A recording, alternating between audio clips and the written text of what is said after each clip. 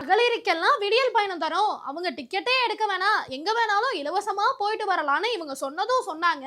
ஊர்ல இருக்க முக்காவாசி பேரு ஓசில தானே போற, ஓசில தானே வர, அப்படி இப்படின்னு பேசிட்டு இருந்தாங்க. ஆனா இங்க தூய்மை பணியாளர்கள் ஒரு பஸ்ல ஏற போயிருக்காங்க.